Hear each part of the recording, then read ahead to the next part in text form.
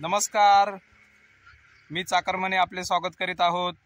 आता आपण जात आहोत मंदिरात, जिथे सानेवर आपले देव आहेत। तिथे आपण पूजा, काही जण ओटी वगैरे भरतात। तर आता आपण निघालेलो आहोत, लवकरच आता आपण पोहोचणार आहोत तिथे।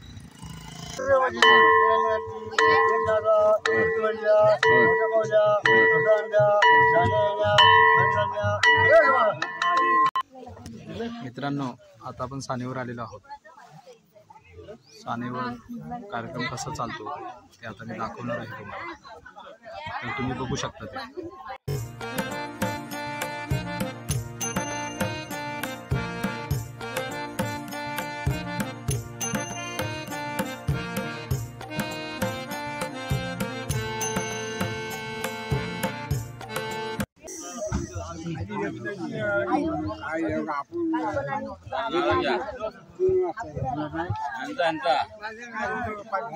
सांगा आधी।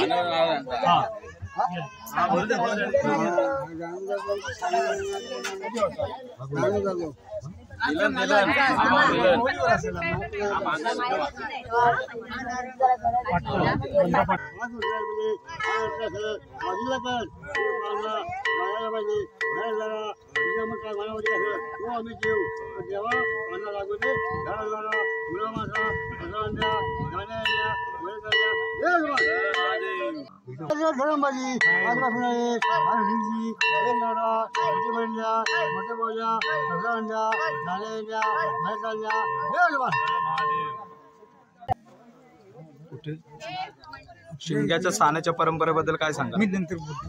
आमच्या देवाची परंपरा पूर्वी काळामध्ये आमचे आजी आजोबा सांगत होते की पूर्वी आमचं देऊळ वरतीच्या ह्याच्या साईडला होतं, म्हणजे तिकडे काय ते एरियाचं नाव ते बोरवाटला, ते तिकडं होते। तिथून नंतर काही काळानंतरी इकडे नदी किनारे आले आणि देवाची जी पासणं आहे, जी आमची शेती आहे या इकडे साईडला नदी किनारे, तर त्याच्यामध्ये प्रत्येक देवाचं पाषाण आहे।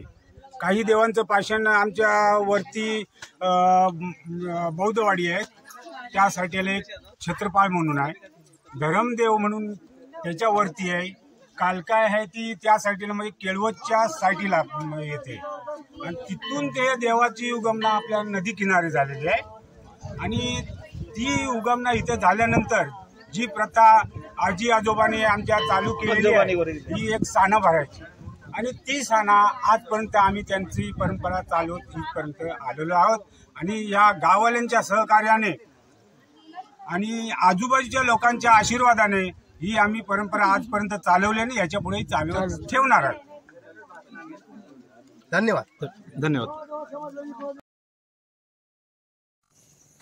अशा प्रकारे आता आपण श्री ग्रामदेवता खेमनाथ मंदिर येथे जाणार आहोत।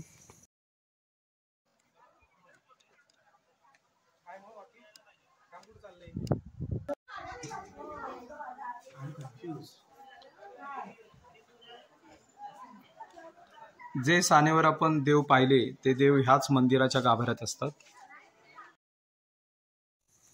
शिमग्यात ग्रामदेवता आणि इतर देव पालखीमध्ये बसून सानेवर व शरणासाठी पालखीत बसून जातात। रात्रीचा होम हा इथेच पेटला होता, ग्रामदेवतेचा। ग्रामदेवतेची एक खोली असते, तो होम इथेच पेटला।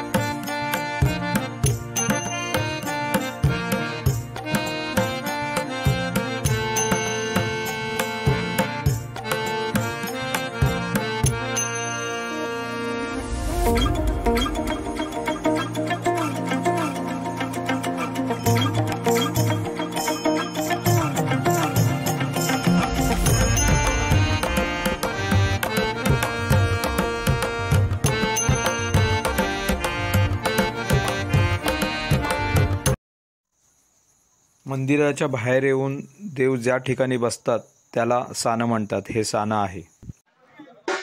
अशा प्रकारे सानवरचा ब्लॉग हा संपलेला आहे. उद्या आपण सरंग कसे असते ते दाखवणार आहोत आणि तुमची रजा घेतो. चाकरमानी.